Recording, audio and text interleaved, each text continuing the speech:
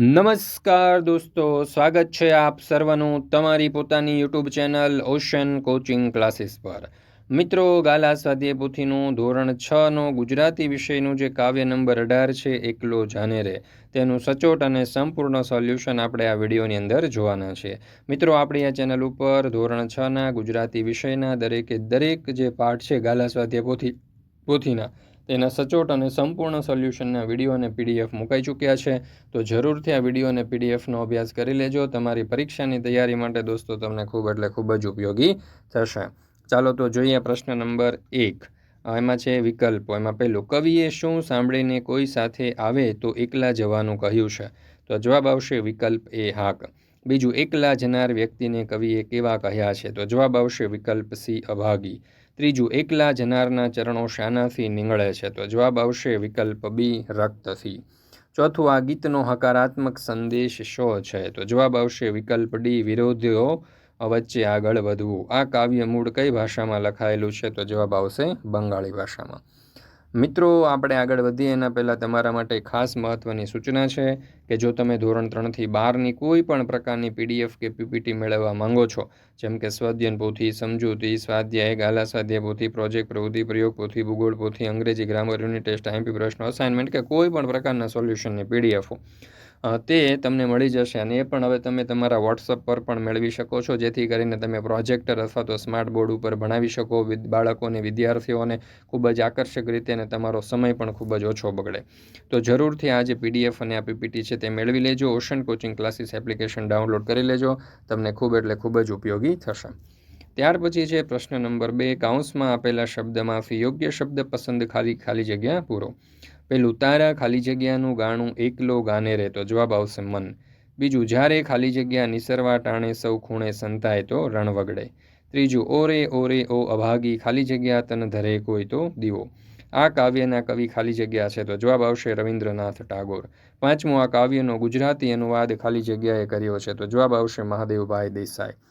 મિત્રો, ધોરણ 6થી 8ની પ્રથમ પરીક્ષા અથવા દ્વિતીય પરીક્ષાની તમારે તૈયારી કરવી છે, અથવા તો તમારે દરેકે દરેક પાઠને સારામાં સારી રીતે સમજવા છે, અથવા તો તમને કોઈક ડાઉટ છે અને એ તમારે પૂછવા છે, બરાબર? તો આપણે લઈને આવી ચૂક્યા છીએ ધોરણ 6થી 8ના વિદ્યાર્થીઓ માટે પોટેટો બેચ, અને એમાં પણ ગણિત, વિજ્ઞાન, અંગ્રેજી અને સામાજિક વિજ્ઞાનના 4 વિષયો માટે દરેકે દરેક વિષયના દરેક પાઠને તમે સરળતાથી અને શ્રેષ્ઠ શિક્ષકો પાસે ખૂબ જ વ્યવસ્થિત રીતે સમજી શકશો। જો કોઈ પ્રશ્ન હશે તો તમે વોટ્સઅપ પર પ્રશ્ન પણ પૂછી શકશો, અને લાઈવ ડાઉટ સેશનની અંદર પણ પ્રશ્નો પૂછી શકશો। તો જરૂરથી આપણે આ પોટેટો બેચની અંદર જોડાઈ જજો। ધોરણ 6થી 8ના વિદ્યાર્થીઓ માટે ગુજરાતમાં સર્વપ્રથમ વખત આપણે લોન્ચ કરી છે પોટેટો બેચ। મિત્રો, 499 રૂપિયા માત્ર પ્રાઇસ છે। આજને આજ, અત્યારે જ જોડાઈ જજો। લિંક તમને નીચે ડિસ્ક્રિપ્શન બોક્સની અંદર મળી જશે। મોબાઈલ નંબર છે 7046222254। આપણી એપ્લિકેશનનું નામ છે ઓશન કોચિંગ ક્લાસીસ। આ એપ્લિકેશન ડાઉનલોડ કરી અહીંયાથી પણ તમે જોઈન્ટ થઈ શકો છો। પ્રશ્ન નંબર 3। કાવ્યમાં કહેવાયું હોય તો ખરું અને ન કહેવાયું હોય તો ખોટું કરો। પહેલું, કોઈ સાથ ન આપે તો પણ આપણને પોતાને કરવા જેવા કામ લાગે તે કરતા રહેવું, તો જવાબ આવશે સાચું। બીજું, ડરી ગયા પછી પણ મોટા ભાગના લોકો કહેવા જેવી વાત કહે છે, તો જવાબ આવશે ખોટું। ત્રીજું, કોઈ કામ છોડીને બધા પાછા વળે તો પણ તું તે કામ આગળ વધારજે, જવાબ આવશે સાચું। ચોથું, તમને જે ગાવાનું મન થાય તે તમારે સૌની સાથે જ ગાવું, જવાબ આવશે ખોટું। પાંચમું, જ્યારે બધા સંતાઈ જાય ત્યારે તું પણ સંતાઈ જજે, જવાબ આવશે ખોટું। છઠ્ઠું, પગમાં લોહી નીકળે તો પણ તું રાનમાં આગળ વધતો રહેજે, સાચું।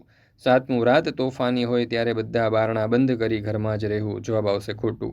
તું અજવાળું અને હૂંફ આપનાર દીવો થજે, જવાબ આવશે સાચું। અને નવમો, એકલો શબ્દ માત્ર છોકરાઓને જ લાગુ પડે છે, તો જવાબ આવશે ખોટું।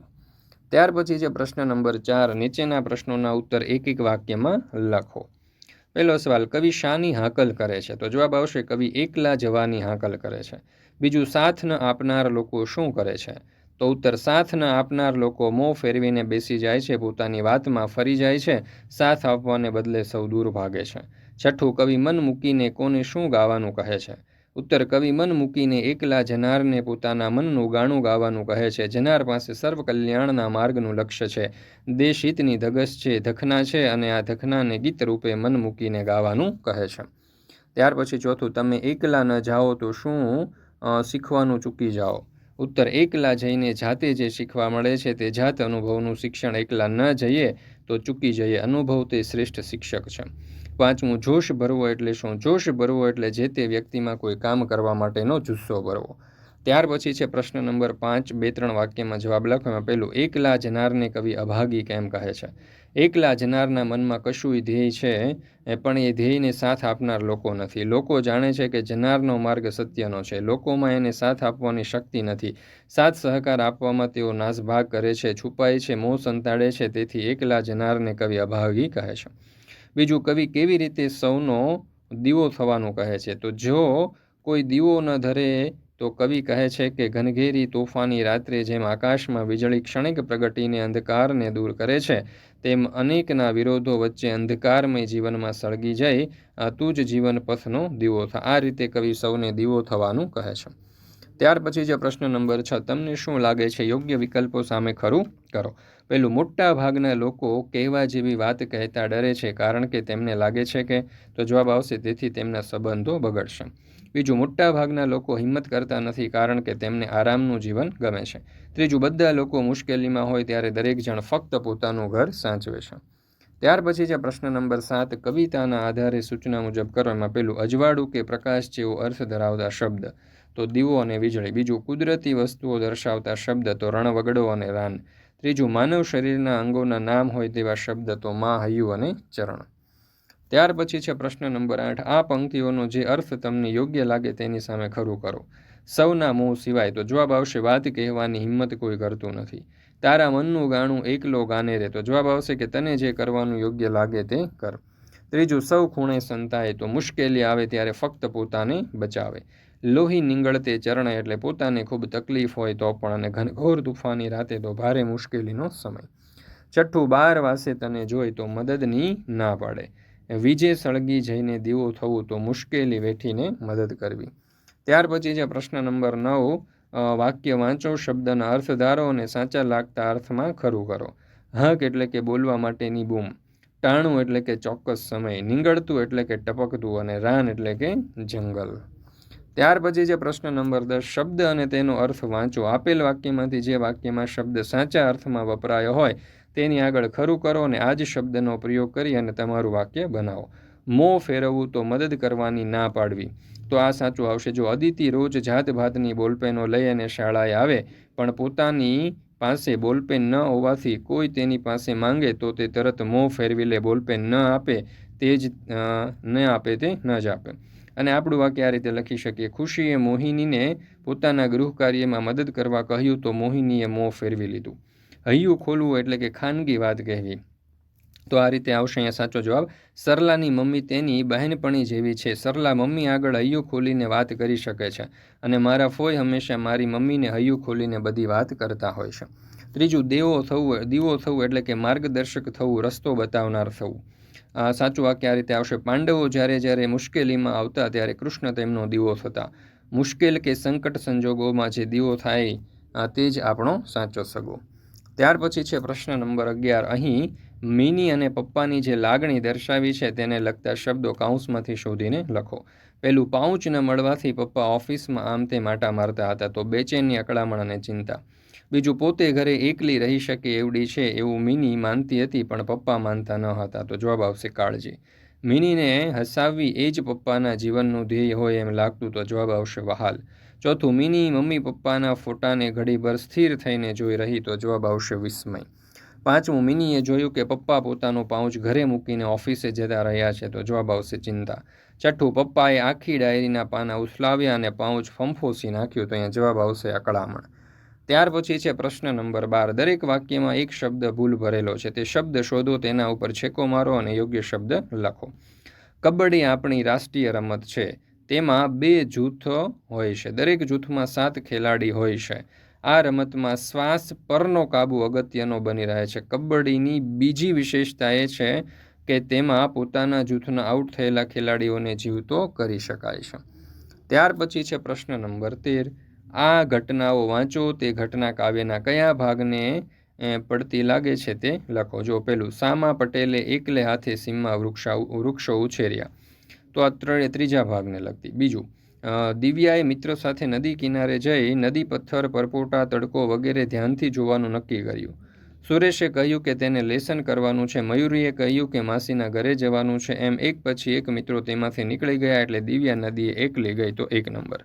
ત્રીજું, હીરોએ જોયું કે કેટલાક તોફાનીઓ એક વૃદ્ધને હેરાન કરે છે. હીરો તેમને સમજાવવા ગયો તો તોફાનીઓ હીરોને મારવા લાગ્યા. બીજા કોઈ તેમની મદદે ન આવ્યા. હીરોને વાગ્યું તેમ છતાં તેણે વૃદ્ધને બચાવ્યા તો આમાં આવશે 4 નંબર. રાજા પોરસે બીજા રાજાઓને યુદ્ધમાં જોડવા કહ્યું પણ સિકંદરે સામે લડવા કોઈ રાજા આવ્યો નહીં. ત્યારે પોરસ પોતાની સેના લઈને સિકંદર સામે લડવા ગયો, જેમાં જવાબ આવશે 2 નંબર. ત્યાર પછી છે પ્રશ્ન નંબર 14. નીચે આપેલા કોષ્ટકમાંથી વ્યક્તિવાચક, સમૂહવાચક અને જાતિવાચક સંજ્ઞા લખો. જાતિવાચકમાં પર્વત, પ્રાણી, માનવ, ઝાડ, માણસ, કેરી, બળદ, લીમડો, મોર, ગાય અને રાજા. વ્યક્તિવાચકમાં રાજ. સમૂહવાચકમાં ટોળકી, સમૂહ, રેલી, લશ્કર અને રાસ. ત્યાર પછી છે પ્રશ્ન નંબર 15. અવિભાગના શબ્દોને આધારે આ શબ્દ જૂથનો અર્થ થતો હોય તે બ વિભાગમાંથી શોધીને લખો. આંખ આડા કાન કરવા તો એમાં 4 નંબર. જોયું ન જોયું કરવું. દિવસ ને રાત ભેગા કરવા તો એમાં 6 નંબર. ખૂબ મહેનત કરવી. રોટલો રળવો તો એમાં 1 નંબર. આજીવિકા મેળવવી. ભેજું લડાવવું તો 5 નંબર. બુદ્ધિ દોડાવવી. નિશાસો નાખો તો 2 નંબર. દુઃખી કે નાસીપાસ થવાથી આહ નાખવી. અને ચૂંટલો ખણવો તો એમાં આવશે 3 નંબર. ભાનમાં લાવવા પ્રયત્ન કરવો. ત્યાર પછી છે પ્રશ્ન નંબર 6. જોડણી સુધારો. અભાગી, રણવગડે, દીવો, વીજ અને ઘનઘેરી. ત્યાર પછી છે પ્રશ્ન નંબર 17. સમાનાર્થી શબ્દો. હાંક એટલે કે હાંકોટો અને હાકલ. એકલો એટલે અટુલો અને એકલ દોકલ. મોં એટલે કે મુખ અને મોઢું. અભાગી એટલે ભાગ્યહીન અને કમનસીબ. ટાણું એટલે કે સમય અને વખત. ગાણું એટલે ગાયન અને ગીત. રાન એટલે વન અને વગડો. આબ એટલે આકાશ અને નભ. વીજ એટલે દામિની અને વીજળી. ત્યાર પછી છે 18મો. નીચેના શબ્દોનો અર્થ આપો. રાન એટલે કે સાથળ અને જંગલ. સિવાય એટલે વિના, વગર, દોરાથી કાપડમાં ટાંકા લેવાય. વિરુદ્ધાર્થી શબ્દ. અભાગી અને આનું વિરુદ્ધાર્થી ભાગ્યશાળી. આબનું વિરુદ્ધાર્થી ધરતું. ટાણીનું વિરુદ્ધાર્થી કટાણું અને એકલોનું વિરુદ્ધાર્થી સૌ. ત્યાર પછી છે પ્રશ્ન નંબર 20. નીચેના રૂઢિપ્રયોગોના અર્થ આપી વાક્ય પ્રયોગ કરો. મોં ફેરવવું. સામાની પરવા ન કરવી અને નફરત બતાવવી. વાક્ય. ખરે ટાણે શેરી મિત્રો મોં ફેરવીને ચાલ્યા જાય છે. મોં સિવાય જવું એટલે કે મૂંગા થઈ જવું, મૌન રહેવું. વાક્ય. પડોશમાં ઝઘડો થયો, પોલીસ આવી તો સાક્ષી તરીકે જે પોતાના હતા એમના મોં સિવાય ગયા. ફરી જવું એટલે બોલેલું નથી બોલાયું એમ કહેવું. વાક્ય. કોર્ટમાં શેઠનો મુનિમ વકીલનું શીખવેલું બોલીને સાવ ફરી ગયો. હૈયું ખોલવું એટલે કે મનની બધી વાત કહેવી. વાક્ય. દીકરાએ હૈયું ખોલીને પોતાના દુઃખની વાત માને કરી. મન મૂકીને એટલે તદ્દન ખુલ્લા મનથી. વાક્ય. ભાઈના લગ્નમાં બહેનો મન મૂકીને નાચી. ત્યાર પછી છે શબ્દકોશના ક્રમમાં ગોઠવો. છરણ, કેટ, દવો, અભાગી, રાત અને ખૂણો. તો અભાગી, કાંટો, ખૂણો, દીવો, રાત અને રાન.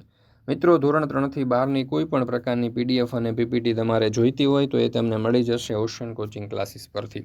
જેમ કે સ્વઅધ્યયન પોથીના સોલ્યુશન છે, સમજૂતી છે, સ્વાધ્યાય, ગાલા સ્વાધ્યાય પોથી, પ્રોજેક્ટ પ્રવૃત્તિ બુક, પ્રયોગ પોથી, અંગ્રેજી ગ્રામર, યુનિટ ટેસ્ટ, IMP પ્રશ્નો કે કોઈ પણ પ્રકારના સોલ્યુશનની PDF અહીંયાથી તમે મેળવી શકશો. વોટ્સઅપ પર પણ PDF અને PPT ઉપલબ્ધ છે. વોટ્સઅપ પર PDF અને PPT મેળવવા માટે અત્યારે જ સંપર્ક કરો 70 46 22 22 54 નંબર ઉપર.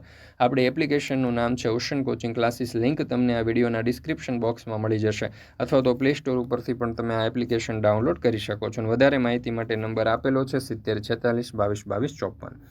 ત્યાર પછી અહીંયા તમે જોઈ શકો છો કે આપણે પ્રવૃત્તિનું પણ એકદમ સચોટ અને સંપૂર્ણ સોલ્યુશન આપેલું છે. ગુજરાતની એકમાત્ર એવી યુટ્યુબ ચેનલ છે કે જ્યાં તમને દરેક પાઠના સોલ્યુશન એકદમ કલરફુલ ફોન્ટની અંદર, છાપેલા અક્ષરોની અંદર અને પ્રિન્ટ કરેલા અક્ષરોમાં તમને મળશે. અને સાથે સાથે પ્રવૃત્તિના સોલ્યુશન પણ આપણે ખૂબ જ સરસ રીતે દર્શાવેલા છે. તો જરૂરથી આ સમગ્ર સોલ્યુશનની PDF ખાસ મિત્રો મેળવી લેજો. એપ્લિકેશન ઉપર મુકાઈ ગઈ છે, જેથી કરીને તમે સ્વાધ્યાયન પોથી જે છે, સ્વાધ્યાય પોથી જે છે તેનો સારામાં સારી રીતે અભ્યાસ કરી શકશો અને લખાણ કરી શકશો. મિત્રો, ફરી મળીશું આપણે ધોરણ 6ના ગુજરાતી વિષયનો આજે નવો પાઠ છે, એટલે કે નવા પાઠના સચોટ અને સંપૂર્ણ સોલ્યુશન સાથે.